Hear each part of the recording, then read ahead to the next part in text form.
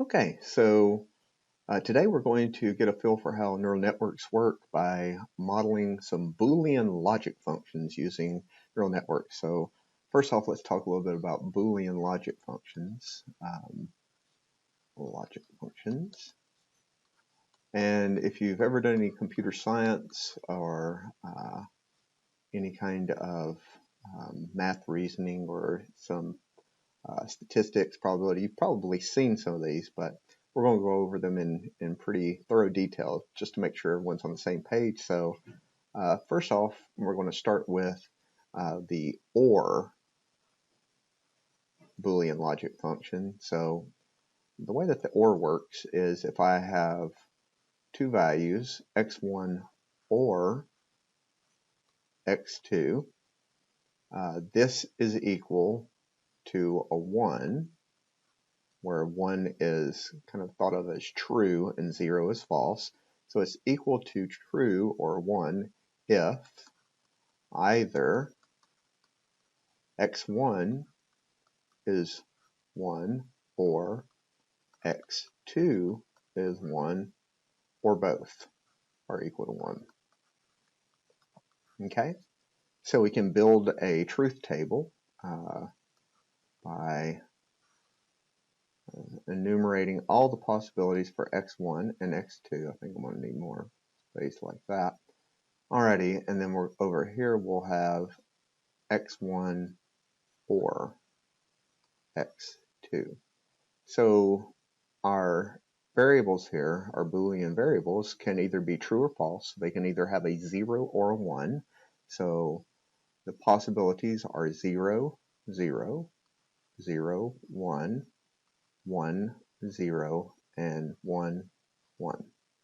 Okay? So now we do x1 or x2. So 0 or 0 is going to be, by our definition, a 0 since neither one of them are equal to 1. And now when x1 is 0, x2 is 1. We get a 1 because x2 is 1. So our entire expression is equal to 1. And same thing when we have x1 is 1 and x2 is 0. That's still a 1. And finally, both of them are equal to 1, so we get a 1 for that. So this is the truth table for ORs. And so if you haven't done this before, can I jot this down and follow along because it gets a little more complicated down the road. So we'll start with this, and then we will move to an AND. So let me clear the screen and work on an AND. So an AND, well, if I have x1 and x2, well, that is equal to 1 only if both x1 and x2 are equal to 1. So both x1 and x2 have to be equal to 1 for x1 and x2, the Boolean operation, for that to equal 1. So we begin with our truth table. So I'm going to have x1, then I'll have x2, and then I'll have x1 and x2. So the possible ways that they can combine 0, 0, 0, 1, 1, 0, and 1, 1. So the AND statement is equal to 1. It's true only if both of the inputs are true. So in this case, we're going to have a 0, a 0, a 0, and finally, both of them are 1s, so the AND statement evaluates to a 1. Okay? So that's the AND. And next, we need something to represent NOT so that we can negate things. So I'll clear the board again and go over NOT. So NOT, well, when we have, it only requires a single input. So NOT x1, well, all that does is it returns the value that is opposite what is in x1, opposite what is in x1. So true returns false, false returns true. So if I do that as a truth table, I've got my x1, and I've got not x1. And so since it's only one variable, I only have two possibilities. It could either be a 0 or a 1. And so when it is a 0, not x1 becomes a 1. And when it's a 1, it becomes a 0. Okay?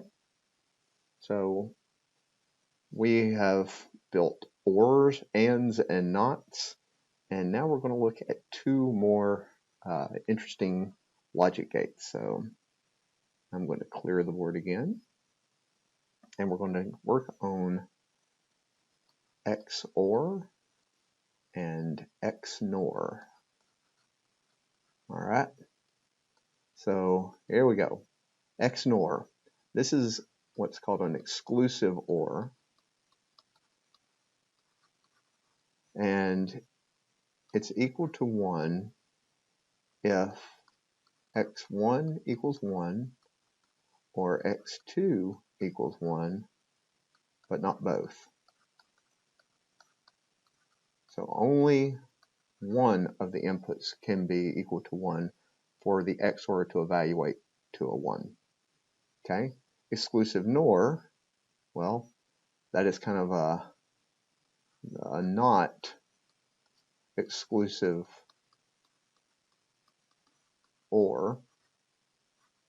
So this one is equal to 1 if x1 and x2 are both equal to 0 or both equal to 1. So if the inputs are x1 and x2 are both zeros or both ones, then the XNOR will evaluate to a 1. So what does this look like in a truth table? Well, we're going to have our inputs here. We're going to have x1, and then we're going to have x2, and we're going to have x1 XOR x2, and then x1 XNOR x2. So 0, 0, 0, 1, 1, 0, 1, 1. All right, so the exclusive OR is a 1 if only one of the inputs is equal to 1. So it's a 0 here, and right here we have only one of the inputs is equal to 1, so that's true. Same thing for the next one, that's true. And down here, they're both equal to 1, so that is equal to a 0. And the XNOR is equal to 1 if both of the inputs are either 0 or if they're 1. But you can also just think of it as negating the XOR. So if I negated the XOR, I would get a 1 when they're both zeros, 0 when only one of them was 1, and then a 1 when they're both 1s, which is the negate of the XOR. So these are the Boolean logic functions that we need to build and understand before we can actually work on our neural network. So that is next. Okay, so we are going to start with our OR function. So we have our OR, and we're going to model it using 3 nodes. We'll have x sub 0, x sub 1, and x sub 2. And they are going to feed into a single activation, like so. And they are going to have values. Well, x sub 0 is always 1, but the x1, x2 are going to have values based on the inputs. They can either be a 0 or 1 for each of them, so let's actually draw that out. So we're going to have x1, and do this across, x2, and we're going to have 0, 0, and then we're going to have 0, 1, and then 1, 0, and then finally we'll have 1, 1. Alrighty, so we have all the possible inputs listed out, and we're now going to assign the one thing that can give us the OR, and that is the parameters, the actual weights, because these have all been set based on the values that we have in our truth table here. And I should also say that the A is going to output to our hypothesis function. So we have the only thing left to set is all of the different parameters. And so I'm going to set all the weights. I'll start off with the bias, and that's going to be negative 10. And then for my theta 1, I'm going to give a value of 20, and theta 2, I'll also give a value of 20. Now, my z is going to be made up, like we talked about before, of theta 0 x0 plus theta 1 x1 plus theta 2 x2. Okay? And then I'm going to take whatever value I get from that and say, well, A is just the sigmoid fed the z value. So my activation is whatever I get when I feed the z into the sigmoid function. And then that is what is going to output my hypothesis. Okay? So let's run the numbers. We have all of our values set and all of the weights. So for the very first one, where we have x10, x20, we're going to wind up with theta 0, which is negative 10. So negative 10 times, well, x sub 0 up here is always equal to 1, so that's a 1. And then plus theta 1, which in this case is 20. So 20 times x of 1, which is 0, plus theta 2, 20, times x of 2, which is 0. Okay? And that's going to give me a value of negative 10 plus 0 plus 0, negative 10. Okay? Now, if I send negative 10 through my sigmoid, I wind up with a value very close to 0. So the output from my hypothesis is going to be a 0. Okay?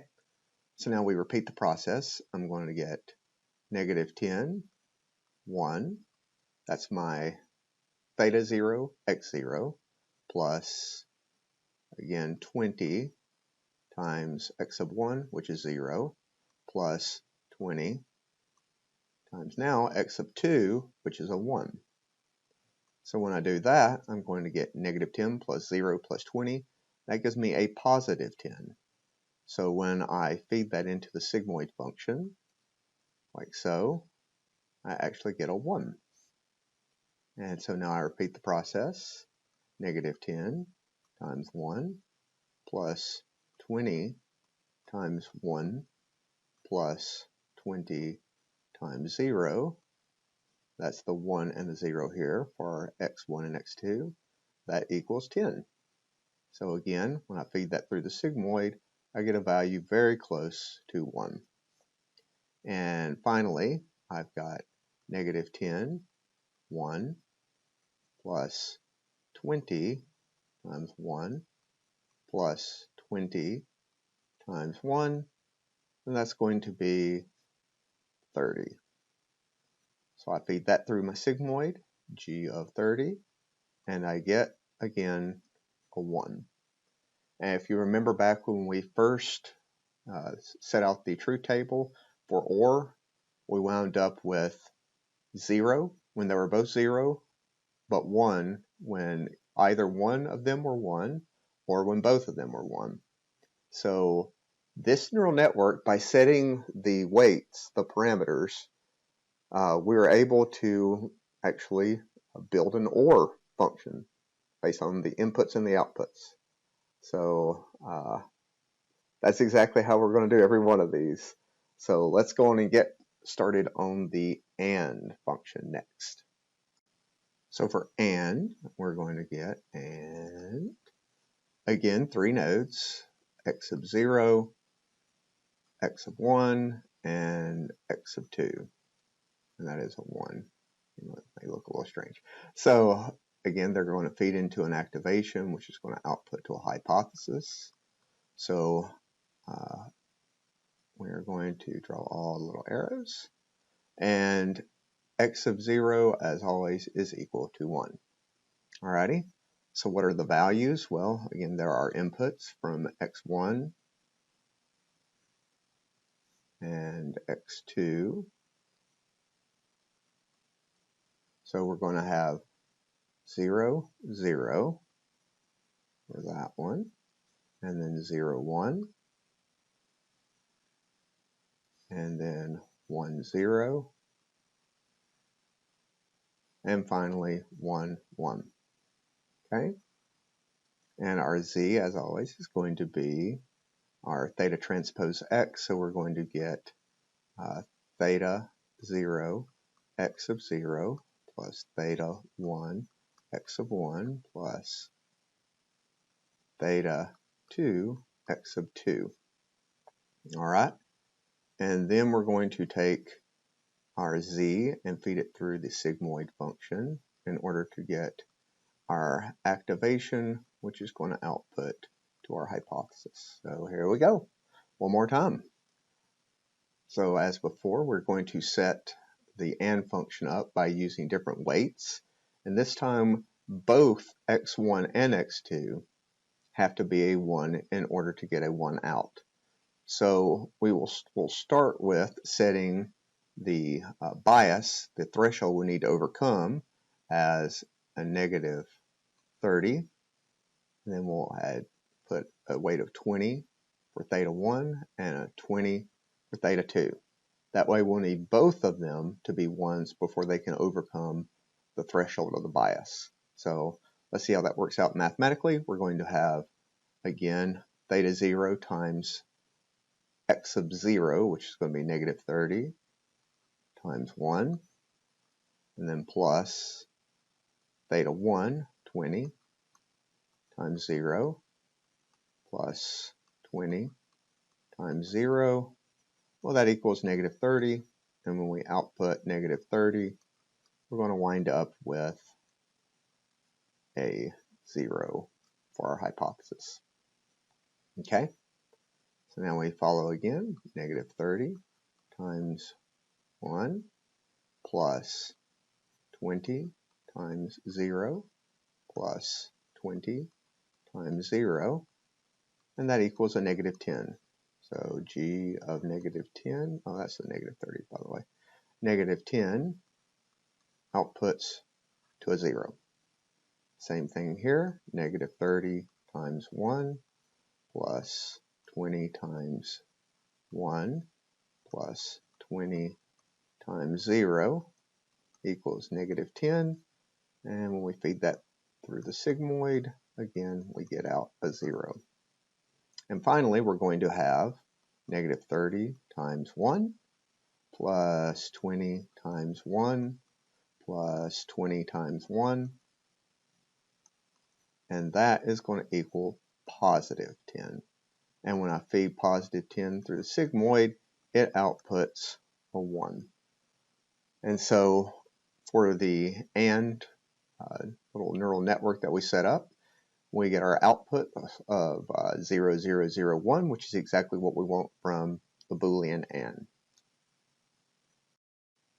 Okay, so the NOT is much easier to implement. Since it only has a single input, we're only going to need 2 nodes to actually model it. So we're going to have x0 and x of 1. They're going to be feeding into our activation. And then that's going to be outputting our hypothesis. Okay? So I only have a single input that I have to worry about. So x of 1 this time. And it can have a value of 0 or 1, and my z is going to equal theta 0 x of 0 plus theta 1 x of 1. That's for my theta transpose x, and then that z is going to be fed into g, so my g of z is going to be my activation, which will output as my hypothesis. So inside of here, for x of 1 equals 0, I'm going to have, oh, I haven't talked about what I need yet, have I? So we have to get weights here, and when I'm thinking about what to assign the weights, when x1 is 0, I need it to output a 1. So when this value is 0, I need it to output a positive value that will then be evaluated by the sigmoid as a 1. So I need something positive for my theta 0 weight. So I'll go ahead and assign that a value of 10. And then if x of 1 is active when it's a 1, then I need it to output a 0 for the not function. And so that means this has to be a negative value that will dominate this value. It's larger than that one, so that when I evaluate the overall negative z value with my sigmoid, it'll wind up being a 0. So let's go ahead and assign this negative 20. Okay, so here we go. We're going to get theta 0, which is going to be 10 times x of 0, 1, plus theta 1, negative 20, times x of 1, 0. So 10 plus 0 is 10. And g of 10 is going to output, when I feed it through the sigmoid, the 10, I'm going to output a 1. Okay? Next, I'm going to have my x of 1 equal 1, so I'll start off with 10 times 1, and then plus negative 20 times the x of 1 input, which is 1. And so now I get 10 plus negative 20, which is a negative 10. So when I feed a negative 10 through the sigmoid, it outputs a 0. And so that's how we can model the not function. As input 0 becomes a 1, input 1 becomes a 0. So the last one we're going to go over is the much more complicated XNOR. Now the XNOR, the reason we're skipping the XOR is because I want to save that for homework. The XNOR is going to look similar in that it's going to start off with X naught, X of 1, and X of 2, like we have been. But instead of just having one node that they're all feeding into, they are all going to feed into 2 nodes. So this is going to be ace of 1, and this one is going to be ace of 2. And as we talked about before, in order to keep the matrix algebra working right, and so that we can actually have something that adds a lot of value to our model, which is a bias for all of these, so that we can shift our functions, we have ace of 0. So these are all going to feed into, the inputs are going to go into the A1 and the A2. So I'll go ahead and draw all of those lines. I'll start off with, let's see, maybe purple for the first A1. So A1, going to get these inputs. And then A2, maybe, I don't know what that color is, maybe teal, is going to get all of the inputs coming in like that. All right. And so after all of these feed into the 2 activations, we're going to have all 3 of the layer 2 activations feed into a single activation. So if I have my single activation here, A, I'm going to go ahead and label this layer 2, layer 2, and layer 2. And then over here I can put a layer 3. All right. So all of these activations are going to feed into activation in the third layer, and then it will output to the hypothesis. Okay, so this is a little bit more complicated, but it's not terribly so. We're going to set up our truth table again. So we're going to have x sub 1 and x sub 2, and we're not going to do all of the calculations this time because we don't have quite enough room to do them all across, but I will verbally walk through each of the calculations for all of this. So we're going to have our two inputs that are going to be 0, 0, and then 0, 1, and then 1, 0, and finally 1, 1. Okay? So let's first talk about what activation 1 in layer 2 is going to receive. Okay? So when I first have to put all the weights, don't I? Can't forget the weights. So what I want to happen is for these inputs, you can do this several different ways, but what I would like is to have my inputs from my x's, x1, x2, result in an AND configuration in my first activation. So I would really like to see a 0, 0, 0, 1. Okay? And then for my second activation in layer 2, I would really like to see kind of a strange one. I would like to see an OR, but negated. So I would love to see a 1, 0, 0, 0. Now the reason I would like for these values to show up in these two activations is because they are going to feed into my third layer activation over here. So my third layer activation, oops, that's not a 3 down there. That is a 3 up here. My third layer, let me actually erase that. I'm just going to take that 3 out. Is going to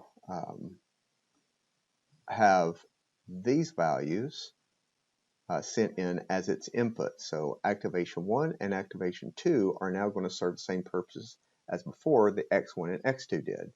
And when they feed through, what would be nice is to have these two, where it's 0, 0, 0, 1, 1, 0, 0, 0. I'd like for the combination to wind up looking like the XNOR, which is a 1, 0, 0, 1. Okay? And so the way that I do that is I just have to have an OR statement set up. So the weights need to be an OR in order to achieve this configuration for my third layer activation. So I know I've talked a lot about this, but let's actually start assigning some of the actual values. So the very first one, I want it to be an AND configuration. So for the purple, the activation 1 in the second layer, I'm going to have weights that are, just like for the previous AND, I'll have a negative 30. Well, that's a 3, I promise.